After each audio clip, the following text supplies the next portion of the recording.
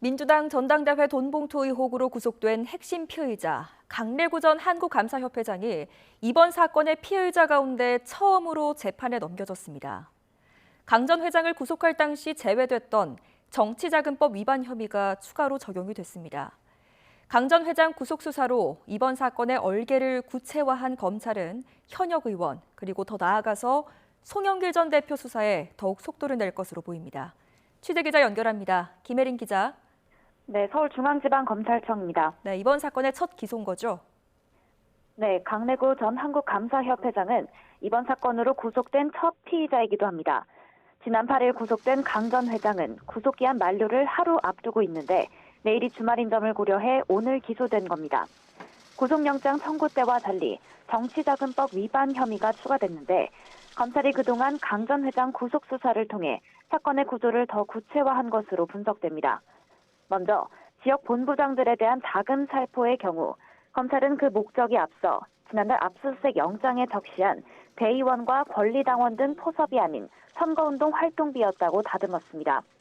이런 목적에 따라 강 전 회장이 50만 원씩 들어있는 봉투 28개가 뿌려지도록 캠프 관계자들에게 지시하거나 권유했다고 공소장에 적시했습니다. 이 가운데 1,000만 원은 이성만 의원에게 받았다고 봤는데 검찰은 이 자금이 불법 정치자금이라고 판단해 정치자금법 위반 혐의를 추가로 적용한 겁니다. 지역 상황실장들에게 50만 원씩 든 봉투 40개를 뿌린 목적도 지역 본부장과 마찬가지로 선거운동 활동비였다고 검찰은 판단했습니다.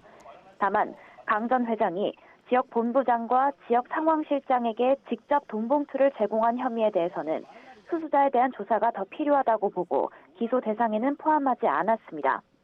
또 현역 의원들에 대한 금품 살포와 관련해 검찰은 강 전 회장이 윤관석 의원의 금품 제공 지시에 따라 2차례에 걸쳐 6천만 원을 제공했다고 봤습니다. 이 가운데 5천만 원은 강 전 회장이 스폰서로 지목한 사업가 김모 씨로부터 캠프 사용자금 명목으로 받은 것으로 조사됐습니다. 모두 더하면 강 전 회장이 캠프나 당 인사들에게 9,400만 원이 뿌려진 과정 전반에 관여했다는 게 검찰의 결론입니다.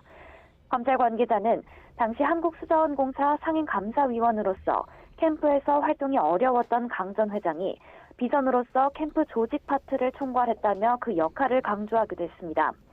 또 당시 캠프의 지시, 보고 관계를 설명하면서 송영길 전 대표의 이름을 공소장에 기재했다고도 언급했습니다.